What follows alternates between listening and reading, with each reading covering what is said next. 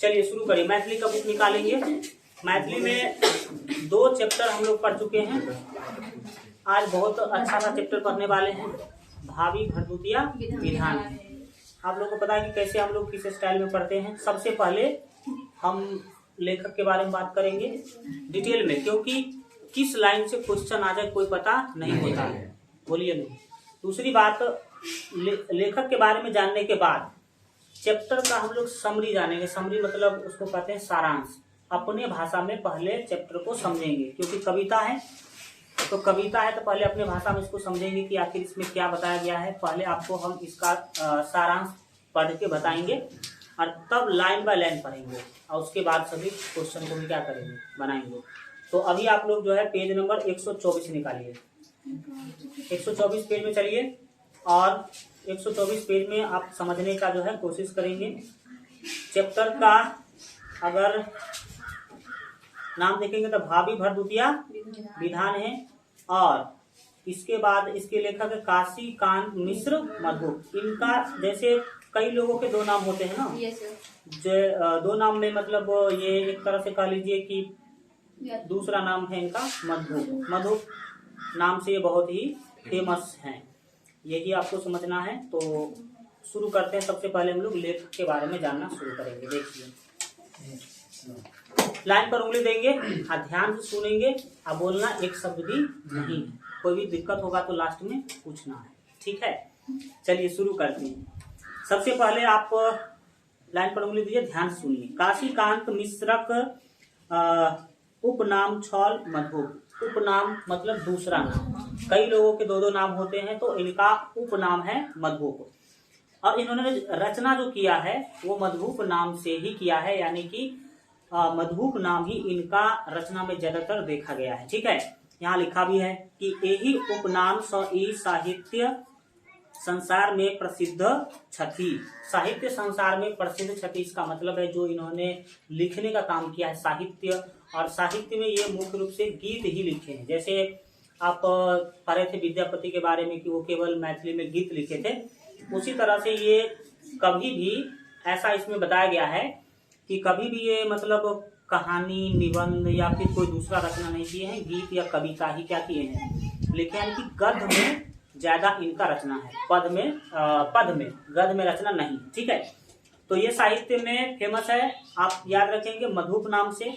हिनक जन्म भेल छलनी 2 अक्टूबर 1906 ईस्वी में। 2 अक्टूबर 1906 ईस्वी में इनका जो है पहला बार याद रखेंगे जन्म हुआ था। अब पैतृक छलनी कोयलख। पैतृक का मतलब होता है पिता का गांव, एक होता है माता का गांव जिसे नानी गांव कहते हैं, और एक होता है दादी गांव, ठीक है। तो नानी गांव दादी गांव तो समझ में करते हैं। पैतृक मतलब दादी गांव, पैतृक मतलब दादी गांव, और मातृक मतलब नानी गांव, ये माता का गांव, ये याद रखेंगे। तो इनका पैतृक जो गांव है उस गांव का नाम है कोयलिख। मुदा ई अपन मातृक नानी गांव कहाँ है तो कोर्थू, दरभंगा जिला में एक गांव है कोर्थू। हमें लगता है शायद ये दिल्ली मोड़ है ना, उससे उसी के आसपास है शायद वो गांव। अब जहां भी उससे कोई मतलब नहीं, ठीक है। तो ये नानी गांव में जाके बस गए थे, देख सकते हैं नानी गांव में बसी गेल छला। कई लोग होते हैं ऐसा, आपको पता होगा। संस्कृतक विद्यार्थी रूप में ई व्याकरण और साहित्य विषय में आचार्य कैलनी। जब ये विद्यार्थी थे, विद्यार्थी के रूप में अगर इनको जानेंगे आप, तो इन्होंने संस्कृत में याद रखेंगे व्याकरण और साहित्य। जैसे कोई लोग बीए करते हैं हिस्ट्री से, ज्योग्राफी से, जैसे मैं मैथ से हूँ, तो अब अपना अपना सब्जेक्ट होता है। तो ये थे, याद रखेंगे व्याकरण और साहित्य में ये आचार्य किए थे। आचार्य क्या होता है, जैसे आप लोग हिंदी में बोलते हैं मैट्रिक और इंटर, बीए, एमए, उस तरह से संस्कृत में नहीं होता है। संस्कृत में 10वां को बोलते हैं मध्यमा, ठीक है, और इंटर को बोलते हैं उपशास्त्री, ठीक है, और बीए को बोलते हैं शास्त्री, और एमए को बोलते हैं आचार्य, ठीक है। एमए को क्या बोलेंगे, आचार्य, संस्कृत में याद रखेंगे। तो ये एमए किए थे, सीधा समझ सकते हैं किसमें, तो व्याकरण और साहित्य में। वेदांत में शास्त्री, शास्त्री किसमें किए थे? वेदांत में। अभी जस्ट बोले हैं शास्त्री का क्या मतलब होता है? BA, ठीक है। और आचार्य का मतलब MA। तो ये वेदांत में, वेदांत मतलब वेद, वेद 4 है ना, ऋग्वेद, सामवेद, अथर्ववेद और यजुर्वेद, ये 4 वेद। तो वेदों के ज्ञान लेने के क्षेत्र में इन्होंने क्या किया था? तो शास्त्री किया था, याद रखेंगे, है ना। जयानंद उच्च विद्यालय बहेरा दरभंगा में संस्कृत शिक्षक पद पर 33 वर्ष रहला। ये जयानंद उच्च विद्यालय बहेरा में है। आप लड़कों MLA करने वालों का कई बार सेंटर भी पड़ता है, और मेरा भी सेंटर इसी स्कूल में पड़ा था। जब मैं 10वां का एग्जाम दिया था तो इस स्कूल को मैं बहुत ही अच्छा से जानता हूँ। कौन? तो जयानंद उच्च विद्यालय हाई स्कूल है, और ये रोड है बहेरा में, और इस साइड हाई स्कूल और इस साइड कॉलेज है। जयानंद कॉलेज भी है और जयानंद हाई स्कूल भी है। तुम लोग लड़की लोगों का तो नहीं जाएगा सेंटर, दरभंगा ही रहेगा, लेकिन लड़का लोगों का जाएगा बहेरा। तो या बहेरा जाए या नहीं तो बिरौल सुपौल जाए, यही 2 जगह जाता है। अब इनके मृत्यु के बारे में बात करेंगे। तो 33 वर्ष तक ये शिक्षक के पद पर रहे, उसमें भी कहाँ पर? तो जयानंद उच्च विद्यालय बहेरा में संस्कृत के टीचर रहे। किस चीज के? संस्कृत के, क्योंकि इन्होंने संस्कृत में पढ़ाई किया था। आप देखें अन्य तक संस्कृत में किए थे। इनक मृत्यु 20 दिसंबर 1987 को भेलनी, यानी कि 20 दिसंबर 1987 को इनका जो है मृत्यु हो गया। अब इनके जन्म के मरण के बारे में तो पता चल गया, क्या कुछ जीवन में किया इन्होंने उसके बारे में तो पता चला। अब हम इनके कार्य के बारे में पढ़ेंगे, साहित्य रचना के बारे में पढ़ेंगे। तो दूसरा पैराग्राफ आप समझना शुरू करेंगे। मधुप जी साहित्य रचना एकमात्र विधा छल कविता। अभी जस्ट बताया भी है कि ये कविता ही केवल लिखे हैं, बाकी किसी भी विधा में, कहानी, निबंध, किसी भी विधा में इन्होंने अपना रचना नहीं किया है, केवल कविता ही लिखे हैं। कविता को कई बार गीत का भी रूप दे दिया जाता है, क्योंकि कविता गाने योग्य होता है, उसको गाया जा सकता है। किस चीज को? कविता को। और ये भी जो है ना, भावी भरभूतिया विधान है, ये भी एक गीत ही है। कविता कह लीजिए या गीत कह लीजिए। अब समझते हैं आगे। तो याद रखेंगे, ऐसा अगर एग्जाम में क्वेश्चन आए कि निम्नलिखित में से कौन कवि या कौन रचनाकार केवल कविता लिखने छथि, तो याद रखेंगे मधुप जी। ओ गध कहियो नहीं लिखलनी। गध कहियो नहीं लिखलनी मतलब गद्य में, यानी कि कहानी में, निबंध में कभी भी इन्होंने रचना नहीं किया। व्यक्तिगत चिट्ठी पत्री से हो पधे में लिखती। व्यक्तिगत किसी को पत्र भेजते थे या चिट्ठी लिखते थे ना, वो भी वो कविता के माध्यम से ही, कविता के टाइप से ही लिखते थे। सोच सकते हैं कि कितना वो कविता के क्षेत्र में आगे रहे होंगे। ठीक है, अब आगे बढ़िए। तय हिनका कवि चूड़ामणि, ठीक है, उपाधि भेटल छलनी। एक चूड़ामणि कवि का नाम है, हंसना नहीं है, ठीक है। चूड़ामणि नाम है व्यक्ति का। और चूड़ामणि भी शायद वो भी केवल कविता टाइप की रचना करते होंगे, तो उनसे इनका क्या किया गया है? तुलना किया गया है। ठीक है, तो किससे तुलना किया गया है? एग्जाम में पूछेगा निम्नलिखित में से किनका चूड़ामणि से तुलना क्या गेल अछि? मधु बता देंगे आराम से। अगला है सामाजिक दायित्व। सामाजिक दायित्व का मतलब होता है, अगर आप व्यक्ति है तो अरस्तु ने कहा था मानव एक सामाजिक प्राणी होता है, और सामाजिक प्राणी होता है इसका मतलब आपका भी कुछ दायित्व है, आपका भी कुछ कर्तव्य है कि आप समाज के लिए कुछ करें। समाज के लिए कुछ करें का क्या मतलब है? आप कुछ ऐसा करें ताकि समाज को कुछ फायदा हो, कुछ भला हो, समाज कुछ आगे बढ़े। समझ आ रहा है कि नहीं आ रहा है? तो ये सामाजिक दायित्व के कारण, किसके कारण? सामाजिक दायित्व के कारण बोध सा प्रेरित भाव ई काव्य लेखन शुरू कैलनी। सामाजिक दायित्व के कारण ही ये काव्य लिखना क्या किए थे? शुरू किए थे। 19वीं शताब्दी 5वें दशक में, 19वीं शताब्दी 5वें दशक का मतलब है ये 1950 के आसपास। 5वां दशक, 5 दशक का मतलब होता है 50, एक दशक का मतलब 10 साल होता है, एक दशक का मतलब। तो 5वां दशक का मतलब 5 दशक के बाद, तो 1950 के आसपास। कब इनका देखिए तो जन्म हुआ 1906 में, तो 1906 में जन्म हुआ है, तो लगभग 40-45 साल के बाद ये रचना शुरू किए हैं। तो 5वीं दशक में मैथिली भाषा पर अनेक प्रकारक प्रहार भ रहल छला। इन्होंने देखा कि 1950 के आसपास मैथिली भाषा में पर जो है अनेक प्रकार का प्रहार हो रहा है। प्रहार हो रहा है इसका मतलब है कि मैथिली भाषा में बहुत सारा रचना किया जा रहा है अलग अलग कवि के द्वारा। यही में प्रमुख छल मिथिला में मैथिली गीतक अपेक्षा हिंदी सिनेमाक गीतक बढ़ित प्रभाव। मिथिला में देखा गया, इन्होंने मिथिला में ऐसा एहसास किया कि हम रहते मिथिला में हैं, लेकिन मिथिला के लोगों पर मैथिली गीत को छोड़ करके और हिंदी सिनेमा का गीत ज्यादा प्रभावित हो रहा है। मिथिला के लोग ज्यादा हिंदी सिनेमा के गीत क्या कर रहे थे, सुन रहे थे। तो इन्होंने सोचा कि भाई कुछ ऐसा किया जाए कि लोग हिंदी सिनेमा का गीत सुनना छोड़ करके क्या करें, मैथिली का सुनना शुरू कर दे। और यही कारण ये कुछ ऐसा लिखते थे ताकि देखो, अगर आप हिंदी को कहेंगे लोगों को कि आप हिंदी छोड़ दीजिए, तो उसका ऑप्शन देंगे ना कि भाई हिंदी छोड़ देंगे तो सुनेंगे क्या, तो बताइएगा कि ये सुनिए, हम उसी तरह का लिखते हैं। तो ये बात यहाँ पर देखा गया। मधुप जी यही तथ्य का है ना, गमलनी मतलब गम लिए, समझ गए इस बातों को कि हिंदी का जो सिनेमा का गीत है वो ज्यादा फेमस हो रहा है मिथिला में। इस बातों को ये गम लिए, समझ गए। साकांक्षा भेला मतलब इसके मन में यह भावना जगा कि हिंदी सिनेमा तथा अन्य लोक गीतक भाष पर जमी का गीत लिखलनी। ये क्या किए, हिंदी सिनेमा के तर्ज पर और भी बहुत अलग अलग प्रकार के लोक गीत के तर्ज पर जम के कविता इन्होंने क्या किया, लिखा, ताकि लोगों का जो ध्यान है हिंदी से भटक कर कहाँ चलाए, मैथिली पर चलाए। कुछ ऐसा करने का इन्होंने सोचा। अपूर्व रसगुल्ला, ठीक है, अपूर्व रसगुल्ला क्या है तो आगे पता चलेगा, ठीक है। टटका जिलेबी, रसगुल्ला पर गाना लिखा होगा इन्होंने, जिलेबी पर ये गाना लिखा होगा। आगे देखते हैं। पचमेर, पता नहीं पचमेर क्या है। और चौकी चुप्पे, बोलबस आदि यही, हाँ बोलबम है, बिल्कुल सही, बोलबम आदि यही वैचारिक साक गीत पोथी अच्छी। मतलब या एक पोथी का नाम है, किताब का नाम। किसका नाम है?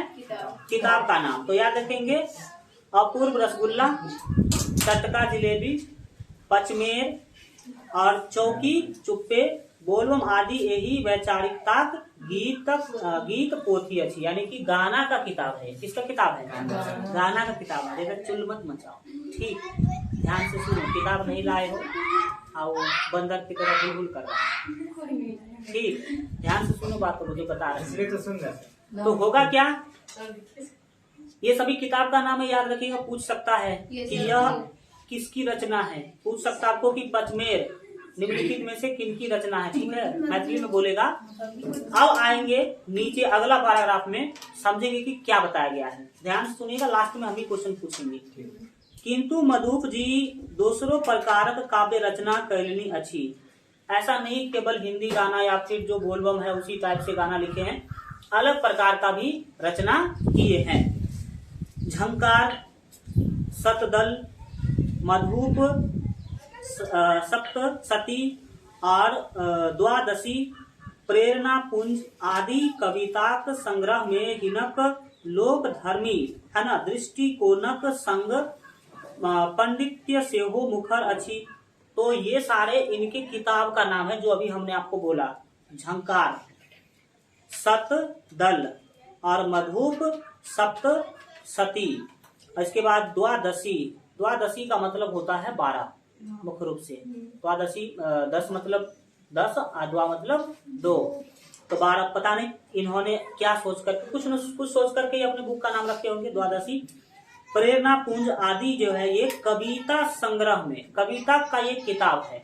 और ये किताब जो है ना हिनक लोक धर्मी दृष्टिकोण का मतलब है लोगों के दृष्टिकोण से संबंधित किताब है। और संग पांडित्य से हो मुखर अच्छी, इसमें इनके पंडित मिश्रित है, तो पंडित ही होंगे। तो ये कितने बड़े पंडित थे, या पंडित के चरित्र को भी इसमें क्या किया गया होगा, दिखाया गया होगा, समझ सकते हैं। इसके बाद है घसल अठन्नी। घसल अठन्नी का मतलब होता है, पता नहीं, घसल अठन्नी का मतलब मिथिला में कहते हैं जो छोट उम्र में ही कई बार कोई व्यक्ति बहुत ऊपर तक सोचने लगता है, ठीक है, या फिर समझ लीजिए कि वो बहुत केवल अपने ही बातों को मानने वाला होता है, तो उसे कहते हैं घसल अठन्नी, ठीक है। अठन्नी पहले पैसा चलता था, अभी 1 रुपया ना, 2 अठन्नी बराबर 1 रुपया, ये याद रखेंगे। 2 अठन्नी बराबर 50 पैसा को अठन्नी कहते, सीधा समझिए ना, और 100 पैसा को 1 रुपया। हिनक एही कोटिक लोकप्रिय कथा काव्य अच्छी, कथा काव्य भी इन्होंने लिखा है। एही सबक अतिरिक्त हिनक राधा विरह, राधा विरह मतलब जानते हैं, राधा विरह इनके रचना का नाम है, किताब का नाम है। राधा और विरह मतलब होता है अलग होना, विग्रह पढ़ा है समाज में, विग्रह से ही कहीं न कहीं प्रेरित शब्द है विरह, राधा विरह। इसके बाद राधा विरह महाकाव्य अच्छी, जाही पर हिनका साहित्य अकादमी पुरस्कार भेटल छनी। तो आप बहुत ही VVI प्रश्न आ गया, यह पूछा जा सकता है कि मधुप जी को निम्नलिखित में से किस रचना के कारण, है ना, साहित्य अकादमी पुरस्कार मिला था।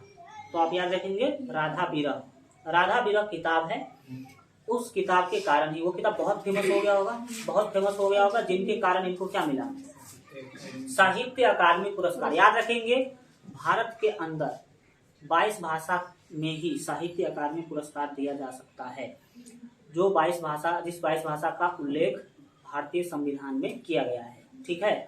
तो भारतीय संविधान में 8वां अनुसूची है जो भाषा से संबंधित है, और उसमें जिस 22 भाषा को रखा गया है उसी भाषा के कलाकार को या फिर उसी भाषा के रचनाकार को साहित्य अकादमी पुरस्कार दिया जा सकता है। और अपना मैथिली भी 22 भाषा में एक है। याद रखेंगे भोजपुरी के किसी कलाकार को साहित्य अकादमी पुरस्कार नहीं दिया जा सकता है। कारण बताइए। भोजपुरी सर है ही नहीं उसमें 22 भाषा, क्योंकि 22 भाषा के अंदर भोजपुरी आता नहीं है, और भोजपुरी भाषा में साहित्य अकादमी पुरस्कार देने का कोई चर्चा नहीं है संविधान के अंदर। समझ आ रहा है? तो ये चीज है। पहली बात, वो लोग कोशिश भी करेंगे कि हमारा भाषा आ जाए संविधान में, बहुत मुश्किल है, क्योंकि अश्लीलता इतना भरा हुआ है भोजपुरी में। संवैधानिक भाषा हम उसे मानेंगे जो समाज को आगे ले जा रहा है, और समाज में गंदगी फैला रहा जो भाषा, उसको नहीं दिया जाएगा, और हमें लगता नहीं है कि जल्दी उसको मिलने वाला है ये सब चीज। चलिए आगे बढ़ते हैं। आप एक गायक का नाम सुने होंगे, मैथिली गीत गाती है शारदा सिन्हा, ठीक है। वो भोजपुरी गीत गाती थी, लेकिन उनको भी साहित्य अकादमी मिला हुआ है, लेकिन वो मैथिली के नाम पर। किसके नाम पर? और मैथिली में भी बहुत सारा उन्होंने गीत, शादी का जितना गाना बज रहा होगा महिला वाला, समझ लो शारदा सिन्हा गा रही है। हाँ, अलग अलग भी, मतलब जो भी है। चलिए आगे। तो साहित्य अकादमी पुरस्कार समझ में आया, किस रचना पर मिला था? राधा विरह। आप याद रखेंगे। अब हम समझेंगे काव्य संदर्भ। काव्य संदर्भ में क्या बात किया गया है? काव्य संदर्भ में इसमें भावी भरदुतिया विधान है पाठ के बारे में दिखाया गया होगा कि आखिर इस पाठ में क्या दिखाया गया, उसे शॉर्टकट में यहाँ पर क्या किया गया है, बताया गया है। तो आप इसमें समझिए कि क्या बताया गया है उस चैप्टर के अंदर। भावी भरदुतिया विधान है पहिल बेर चौकी चुप्पे छपल छल। चौकी चुप्पे छपल छल जे बाद में, है ना, प्रसंगवश प्रेरणा पुंज में से हो संकलित भेल। समझ में आया? समझिए। अभी चौकी चुप्पे बताए थे ऊपर, और दूसरा बताए थे प्रेरणा पुंज भी। चौकी चुप्पे और प्रेरणा पुंज 2 किताब का नाम है। किसके? तो मधुप जी के 2 किताब का नाम है। ये जो आपका भावी भरदुतिया विधान है चैप्टर है ना, ये पहले कहाँ छपा था? चौकी चुप्पे बुक में छपा था, लेकिन बाद में इसको प्रेरणा पुंज में भी क्या किया गया, छापा गया। यहाँ से क्वेश्चन आता है, इसलिए इतना डिस्कशन कर रहे हैं। क्या क्वेश्चन पूछेगा? भावी भरदुतिया विधान है कहाँ से लिया गया है? तो ऑप्शन में अगर चौकी चुप्पे है तो वो लगा दीजिए, या नहीं तो प्रेरणा पुंज है तो वो लगा दीजिए। अगर दोनों रहेगा तो एक ऑप्शन बी और ए दोनों देगा, कुछ इस तरह से। समझ रहा है? ये क्वेश्चन पूछता है कि कहाँ से लिया गया है, तो आप ध्यान रखेंगे इस बातों को। यही कविता में मिथिलाक भरदुतिया पावनिक वर्णन ताही माध्यम से भाई बहिनक स्नेह भावक प्रगाढ़ता उल्लेख अच्छी। इस चैप्टर में मिथिला में एक पर्व मनाया जाता है भरदुतिया। भरदुतिया एक भाई बहन का पर्व है और इसी कविता के माध्यम से भाई बहन के प्रेम को भी क्या किया गया है, दिखाया गया है। इसमें लिखा है कि यह पर्व केवल मिथिला में होता है। कहाँ पर होता है? मिथिला में होता है। कई सारा पर्व क्षेत्र विशेष होता है, यानी कि इस क्षेत्र में होता उस क्षेत्र में नहीं होता, तो ऐसा है बात इसमें। भरदुतिया में भायक नहीं आयब हिनक लेल कतेक पीड़ादायक होइत अछि तकर अभिव्यक्ति अत्यंत सरल आ मार्मिक ढंग से कवि कैलनी अछि। इसमें होता क्या है, एक बहन है जो अपने ससुराल में है और वो पर्व का तैयारी पूरा करके रखती है, भरदुतिया पर्व का, कि आज भैया क्या करेंगे, आएंगे, लेकिन उनके भैया नहीं पहुंचते हैं तो कितना पीड़ा उसको होता है, उसका बहुत ही मार्मिक ढंग से और आसान भाषा में इसमें वर्णन किया गया है। मार्मिक जानते हैं कि नहीं? मार्मिक का मतलब है, आपको पता है कि हमारे भैया आज आने वाले हैं, आप पूरा तैयारी करके रखे हुए हैं और नहीं आएंगे तो कैसा मन में भाव होगा, उसे ही कहते हैं मार्मिक। समझ रहा है? तुम लोगों को होने वाला नहीं, पत्थर के इंसान है ना, लड़कियों का मुख्य रूप से होता है। चलो ठीक है, लड़कों का दिल नहीं होता है। होता है, कहाँ कहते हैं नहीं होता है। अब समझिए आगे, अब इस पूरे चैप्टर का सारांश पढ़ेंगे, क्योंकि एग्जाम में सारांश पूछता है, पूछेगा भाभी भरदुतिया विधान है पाठक सारांश लिखो, तो आपको लिखना पड़ेगा। तो कविता को लाइन बाय लाइन पढ़ने से पहले हम लोग क्या पढ़ेंगे, सारांश यहाँ पर हम पढ़ना शुरू करते हैं। ध्यान से सुनिएगा, इससे होगा यह कि कविता के बातों को पहले समझ लीजिएगा तो लाइन समझने में आसानी होगा। तो आप ध्यान से समझेंगे सारांश को। प्रस्तुत गीत में, तो याद रखिएगा यह गीत है, जो आपका भाभी भरदुतिया जो पाठ है, क्या है, गीत है। काशीकांत मिश्र मधुप भाई बहनक पावनिक भरदुतियाक महत्व एवं बहिनक उल्लासक व्यक्त कैलनी अच्छी। इस पर्व में बहन जो होती है, कितना उसमें उल्लास मतलब खुशी होता है, उस बात को दिखाया गया है। भरदुतिया दिन बहिन अपन घर आंगन निपी बहारी। समझ आ रहा है? हाँ, ये दूसरा बुक है। आप केवल बोले ना कि सुनोगी, अभी लाइन नहीं पढ़ रहे हैं, केवल अभी सुनो, ठीक है? तो क्या करती है वो, घर को नीप करके बाहर करके भोरे सा भायक प्रतीक्षा करे लगे तछी। भोर मतलब सुबह से ही क्या कर रही है, प्रतीक्षा कर रही है, 12 घंटा करेगी, ठीक है? यही है ना, अरिपन दई पीढ़ी ढौरी पान सुपारी पाई पानी आदि सा। अरिपन जानते हैं ना? अरिपन का अर्थ होता है ये जैसे कई बार हम दीवार पर पिछाड़ से डिजाइन वगैरह बनाते हैं, पीढ़िया पर भी बनाते हैं, आंगन में या पीढ़िया पर, वही उसे ही शायद कहा जाता है। आगे समझ में और ज्यादा आएगा, ठीक है? तो ये सब पूरा जुगाड़ लगा के रखती है, सब कुछ तैयारी करके क्या करती है। धौरी होता है शायद, कुछ एक छोटा सा घोंगा जैसा शायद होता है, वो भी शायद उस पूजा में पड़ता है। पान पूछेगा ये सब, ध्यान से सुनो।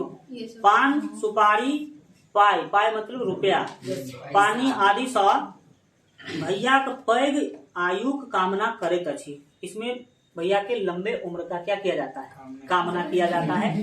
एग्जाम में पूछे, अभी एग्जाम क्या, अभी जस्ट क्वेश्चन में हम पूछेंगे। अगला, मुदा भाई नहीं पहुंचे तो छठी।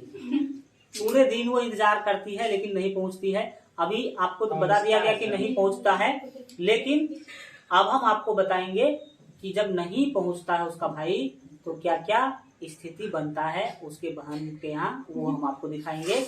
और एक प्राणी है जिसका नाम होता है ननद। ठीक है। तो अब आपको उसके बारे में भी हल्का सुनने को मिलना, जानते हैं ना क्या होता है, तो अब समझना शुरू करिए। इसमें कहीं होगा भी ना, किसी का भाई का शादी नहीं हुआ है। अच्छा चलो ठीक है, हटाइए। तो अब ध्यान से क्या करेंगे, समझेंगे।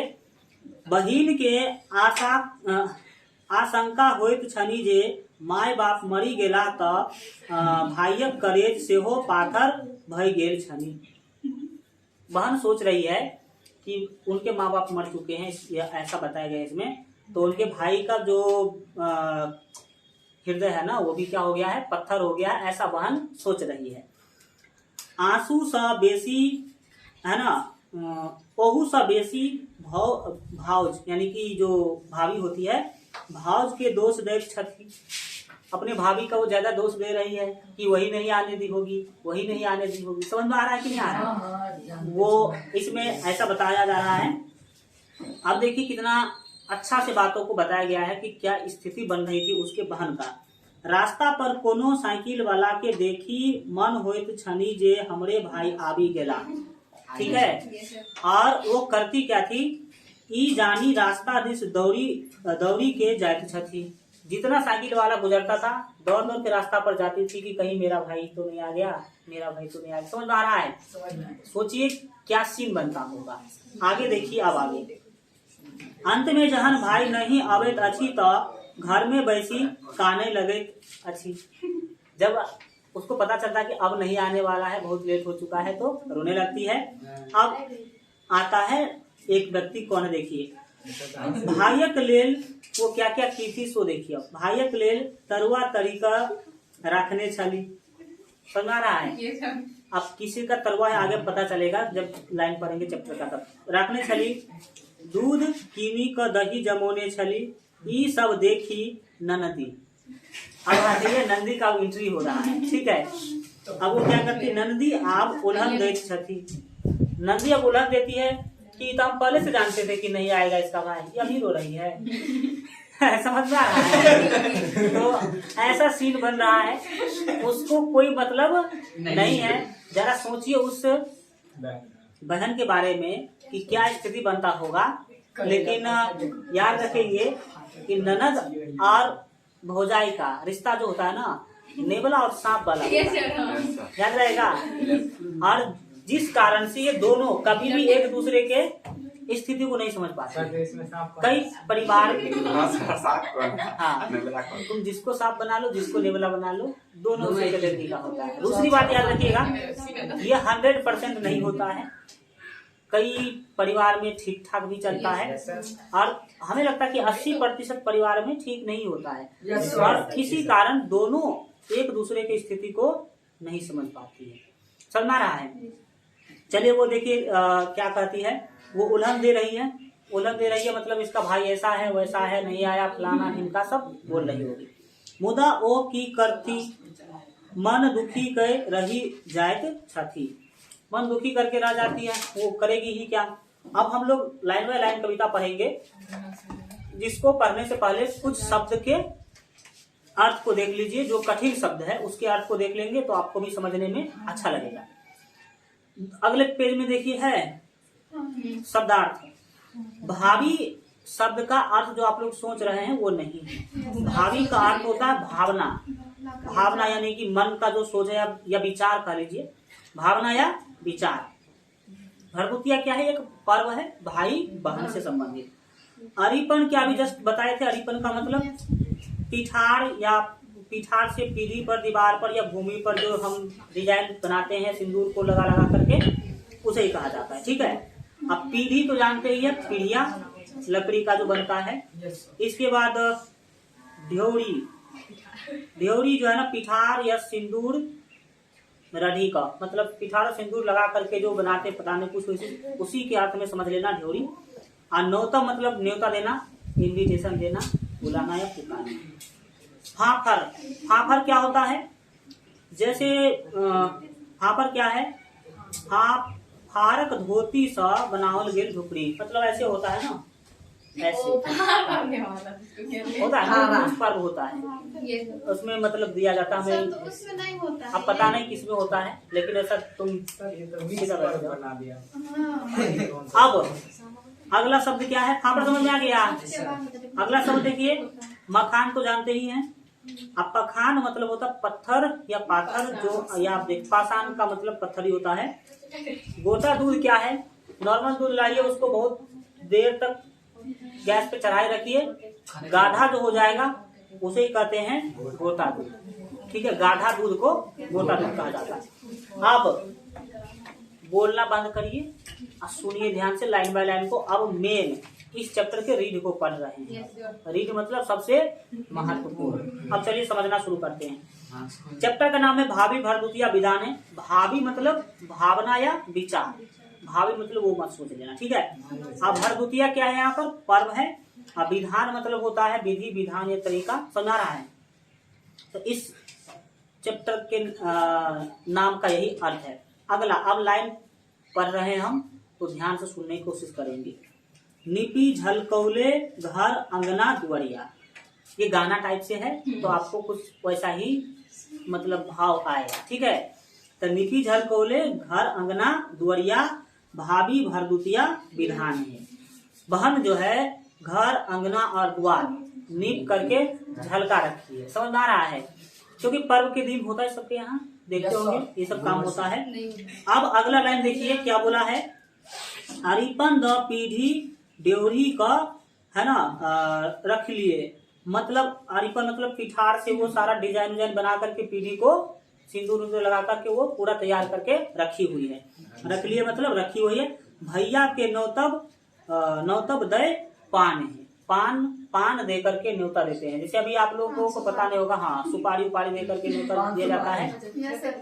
अभी देखते हैं ना गाँव, अभी भी होता है। तो पान दे करके वो न्योत रहे हैं।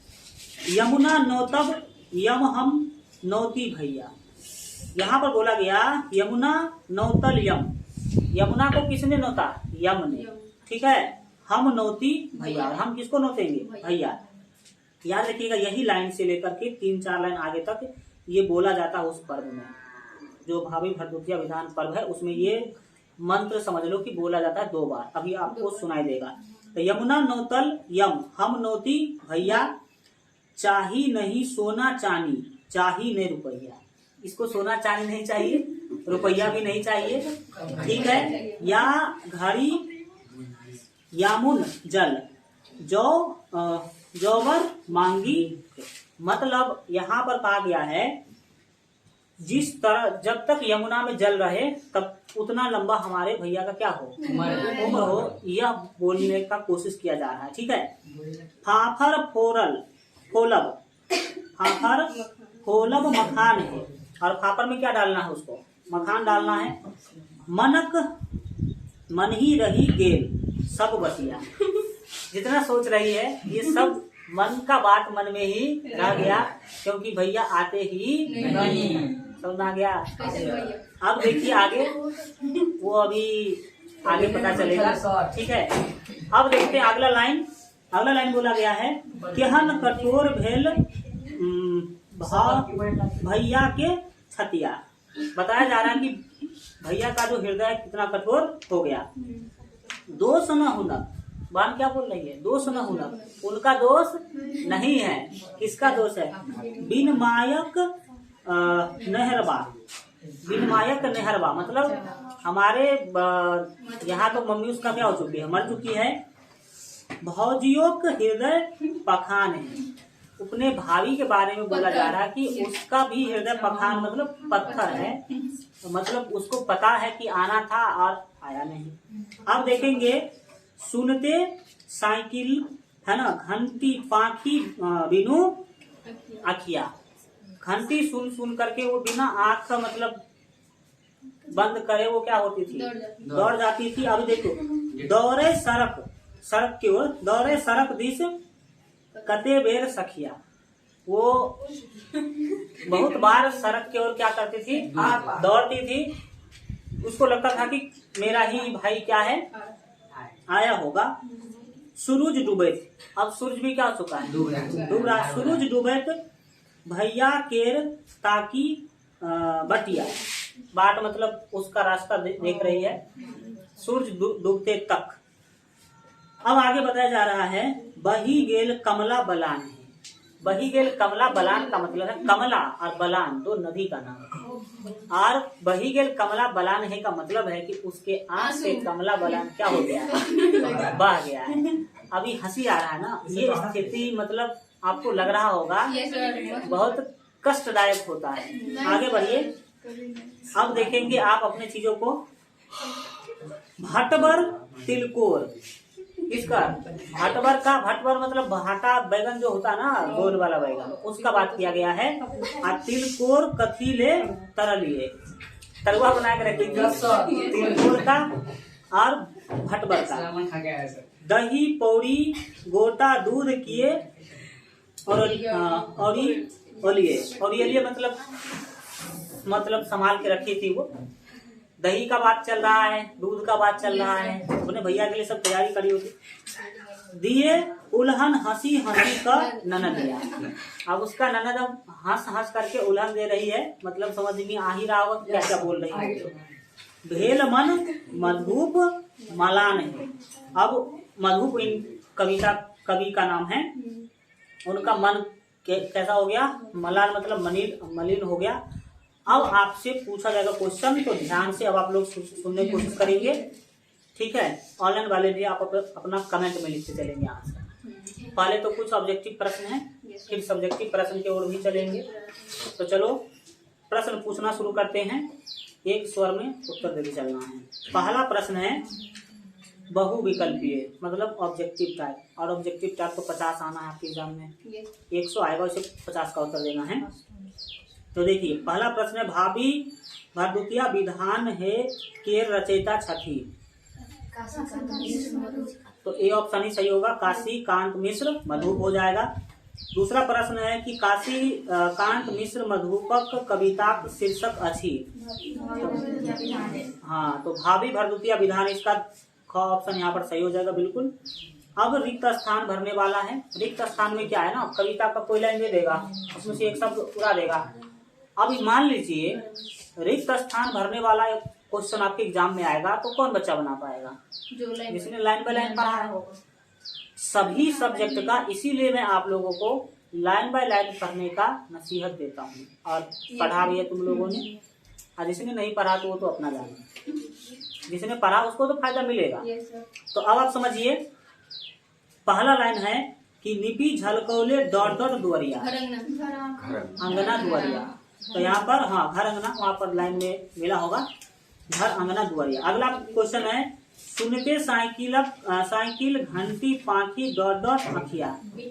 हाँ बीनू अखिया था ना, तो बीनू अखिया यहाँ पर आ जाएगा। अब ऐसा प्रश्न जिसमें सही या गलत बताना है। पहला प्रश्न मैं पढ़ता हूँ, बिल्कुल सही है। पहला प्रश्न पढ़ता हूँ कि भरदुतिया में अरिपन द पीढ़ी धौरी का राखल जायत अच्छी। सही है कि गलत? सही है, तो इसको बोलेंगे शुद्ध। सही नहीं, शुद्ध भी नहीं, शुद्ध अच्छी। दूसरा प्रश्न है भरदुतिया पावनी में घर अंगना नहीं नीपल जायत अच्छी, अशुद्ध अच्छी। चलो, तो ये हो गया गलत आपका। इसके बाद लघु उत्तरीय प्रश्न। लघु उत्तरीय प्रश्न मतलब ये 2 मार्क में पूछा जाएगा जनरली, जिसका उत्तर आपको 4 से 5 लाइन के बीच में देना है। ये आपको लगेगा कि मतलब ये तो एक शब्द में इसका उत्तर मैं दे सकती हूँ या दे सकता हूँ, लेकिन आपको इस प्रश्न का उत्तर हल्का कुछ लंबा चौड़ा देना है, 3-4 लाइन का देना है। तुम भी बालक मैथिली पढ़ता है? आप तुम बालक? हाँ, तो ध्यान से सुनिए। पहला प्रश्न लघु उत्तरीय का पहला प्रश्न है भरदुतिया पावनी में किनका नोतल जायत छई। तो आप तो सीधे बोल देंगे कि भरदुतिया पावनी में भैया के नोतल जायत छई। 1-2 लाइन आप इस चैप्टर से और कुछ लिख दिए, ऐसा किया जाता है वैसा किया जाता है। अगला दूसरा है कि नोतबाक की विधि अच्छी। नोतने का क्या विधि है? हाँ, ये लाइन में डायरेक्ट दिया गया है, अभी जैसे बता भी रहे थे। इस पर्व में ऐसा किया जाता है, अब भैया को पीढ़ी पे बैठाया जाता है और ये मंत्र बोला जाता है, ठीक है। पान हाथ में 5 सुपारी वगैरह दे करके और ये मंत्र बोला जाता है, जो मंत्र मैं अभी बता रहा हूँ, सुनेंगे ध्यान से। अरिपन द मटकूड़ी में पानी सुपारी, मटकू ऐसे हाथ में दे करके इसमें पानी सुपारी, केराव जानते हैं ना, जो मटर का होता है। पान ल मंत्र पढ़ल जाए, और पान लेकर के मंत्र पढ़ा जाता है। क्या मंत्र है सीख लीजिए, अगले बार मना लेना है। क्या 15 नवंबर को यही है। अच्छा, अभी नवंबर का टाइम है। चलिए सुनिए क्या मंत्र पढ़ा जाता है। वैसे तो ये मंत्र आप पढ़े लाइन में, लेकिन सुनेंगे। हाँ, यमुना नौतल यम हम नौती भैया, चाही नहीं सोना चांदी चाही नहीं रुपया, जा धरी यमुना जल जीव वर मांगी का। मतलब जब तक यमुना में जल है तब तक हम अपने भैया के जीने का वर मांगते हैं, ठीक है। और ये मंत्र 2 बार पढ़ा जाता है। यहाँ पर लिखा भी है कि कहीं पानी हाथ पर धारल जायत अच्छी, ऐसे पानी हाथ पर धारा जाता है। और यही क्रिया 3 बेरी हुई अच्छी, 2 बेर नहीं 3 बेर होता है साहब। अच्छा, तुम करा है? अच्छा देखें। चलिए अब बढ़ते हैं आगे अगले प्रश्न पर। चलिए शांत होकर के प्रश्न को सुनिए। ये अभी सुने रहेंगे एक बार। अगर आप घर पर कुछ ज्यादा मेहनत नहीं भी करेंगे तो आप एग्जाम में याद आ जाएगा, उससे पढ़ के याद आ जाता है। चलिए जैसे हमको याद आ जाता है। अभी जैसे हिंदी का कोई भी जिस तरीका से मैंने हिंदी पढ़ाया है सेम तरीका था। हिंदी का कोई भी क्वेश्चन आता होगा तो अपने आप दिमाग में आंसर आ जाता होगा, ऐसे ही होगा मैथिली में भी, समझिए। और कविता मैं पहले पढ़ा रहा हूँ ताकि कविता आपको रिवीजन करने का ज्यादा टाइम मिल जाए। देखिए अगला क्वेश्चन, बहिन भाई लेल की भर मांगे छथी। तो वही बहिन भाई ले लंबा आयु वर मांगे छथी, बस हो गया। आप 2-3 लाइन अपने हिसाब से जोड़ देंगे इसमें। चौथा क्वेश्चन है कि भैया स्वागत लेल की ओरियायन बहिन कहने छलनी। मतलब उनके स्वागत के लिए क्या क्या ओरिया करके रखी थी इनकी बहन, वो बताइए। देखिए तो आप बता देता हूँ मैं एक बार फिर से। भैया के स्वागत लेल बहिन तिल को तरीका रखने छथी, दूध चीनी का दही जमोने छथिन। और जितना इससे भी ज्यादा है आप देखिए भी पूरा कविता के अंदर। अगला प्रश्न 5 नंबर, बहुत हंसिया है। सर आप कह रहे थे कि नाजुक होता है वो सब, वहाँ से हम सब इमोशनल हो रहे हैं। बताओ तो जमाना सीधा उल्टा जा रहा है। जी सर, उल्टा हो रहा है। लड़का लोग यहाँ इस कविता को सुनकर इमोशनल हो रहा है, लड़की लोग हंस रही है।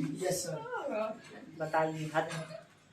चलो ठीक है, अरे दुनिया बदल रहा है, सब दिन हो तो ना एक समान है। जी सर, पता हाँ उनका भी हाँ बढ़िया है। चलो अब आगे देखते हैं।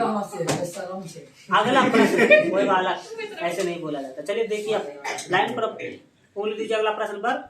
भैया का नहीं अला पर उल्हन के देलथिन ननद। तो ऐसे बोलेंगे भैया के नहीं अला पर ननद उल्हन देलथिन। आपको प्रश्न से ही उत्तर चुराना है। पहला लाइन तो प्रश्न से ही उत्तर चुराना। अब ऐसे सीधे ननद लिख करके तो नहीं छोड़ देंगे, तो उसी प्रश्न में उत्तर को सेट करके लिखना है। अब हम पढ़ने वाले हैं दीर्घ उत्तरीय प्रश्न, जिसमें 5 मिनट लगेगा, तो ध्यान से सुनने का कोशिश करेंगे। पहला आप दीर्घ उत्तरीय प्रश्न, पहला प्रश्न है कि भावी भरदुतिया विधान है कविता का भाव स्पष्ट करो। तो भाव स्पष्ट करो तो पूरा तो स्पष्ट कर रखिए। इसमें करना आपको क्या है, इस तरह के प्रश्न में आपको उस चैप्टर के बारे में, जिस भी चैप्टर का आपको भाव स्पष्ट करने के लिए बोले, उस चैप्टर के बारे में सारा चीज तो आपको पता ही रहेगा। उसको शॉर्टकट में 10 से 12 लाइन में लिख लेना है। पूरे बातों को शुरू से अंत तक के सभी बातों को 10 से 15 लाइन में क्या करना है, लिख देना है। इसमें आप कवि के बारे में भी कुछ लिख सकते हैं। शुरू में कवि के बारे में 2-3 लाइन लिखिए कि कवि क्या थे, किस तरह की रचना करते थे, कब जन्म हुआ, कब मरण हुआ। 2-3 लाइन कवि के बारे में लिखिए। आप फिर आगे चैप्टर के बारे में लिख करके आगे बढ़ेंगे। चलिए देखिए इस प्रश्न का उत्तर बन जाएगा। दूसरा, पठित कविता के आधार पर भाई बहिनक है ना पावनिक वर्णन करूँ कर देंगे। तो भाई बहन का जो पर्व है ये भावी भरदुतिया, ये भरदुतिया पर्व, इसका पूरा वर्णन कर देंगे।